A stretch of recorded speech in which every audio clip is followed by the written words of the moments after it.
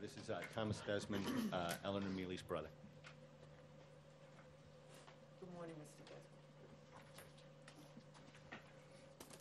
Desmond.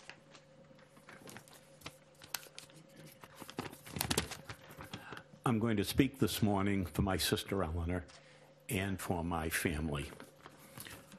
On March 1st, 2016, our sister Eleanor Desmond Mealy was killed while having dinner at a local Newton restaurant when an SUV crashed into the front of the restaurant. On that day, our lives were changed forever. I have struggled to write this statement, as each time I've edited it, it brings back the horror, sadness, and grief that mark my memory of this tragedy. I recall my sadness as I watched the evening news reporting on a vehicle crash at Sweet Tomatoes in West Newton. I knew the location well, having driven past it every time I visited my mother in Newton. The pictures of the SUV embedded in the storefront are still vivid. The news reported that there were fatalities, but the names had not been released. I remember thinking about those poor people and their families, little knowing that my sister Eleanor was involved. I recall the horror of the midnight phone call from my brother Joseph telling me that he had terrible news. In that moment, I thought it was our mother, and I blurted it out. He responded, "No, it's Eleanor." And I was stunned. She lived in Watertown. Why was she at a West Newton restaurant? I later learned that she had stopped there for dinner en route to a charitable event at her parish church. I recall my grief as I called my brother Richard to inform him of the tragedy. I can still hear his audible gasp when I told him it was Eleanor. I headed with my wife Tricia to Newton early that morning. The drive was miserable as I contemplated the tragedy and how I would discuss it with her and my brother Joseph. My wife and I were still stunned by the news.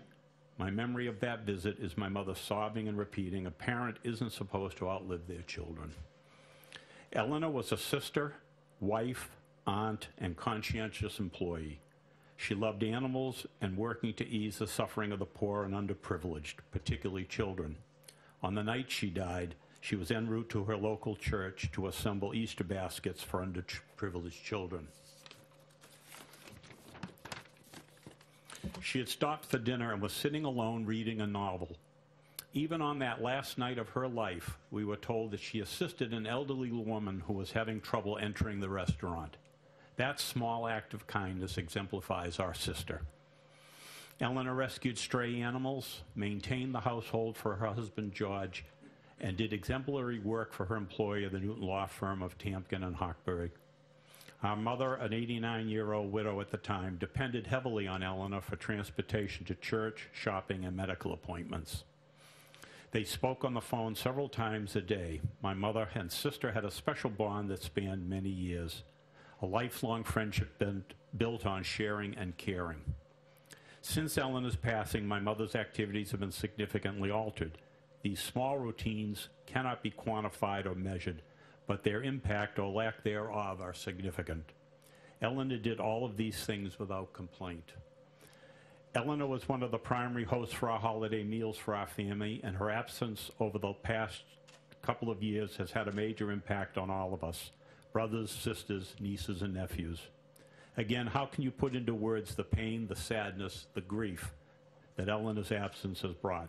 You can't. Her smile and laughter would light up a room. Her signature line for me was, "How are you, darling?"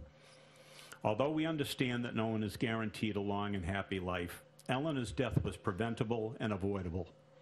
Our family has been left with a sense of betrayal, a feeling of having been robbed, a lack of closure, as if something is still not right.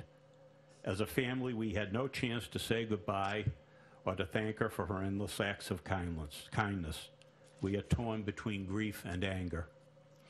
Every morning when I look at the picture of Eleanor's smiling face, I have to face the fact that she is gone forever. Taken not by sickness or disease, but by the reckless disregard of the driver, Mr. Casler. Every day when I talk to my mother or brothers and sisters, I'm reminded of what happened and how quickly Eleanor was taken from us. Every time I drive past Sweet Tomatoes restaurant, I am reminded of the crash that took her life prematurely. Early on in the judicial proceedings, Mr. Casler was offered a plea deal that would have provided a reduced sentence in return for acknowledging his role in the crash. Mr. Casler spoke repeatedly of wanting to spare the families any additional trauma or grief. Yet in 2017, when offered that deal, he turned it down. As a result, 14 months later, both families and victims were forced to relive the events and horror of that evening in sometimes excruciating detail. Nothing can bring Eleanor or Greg back. Nothing can ease the pain of the many other victims.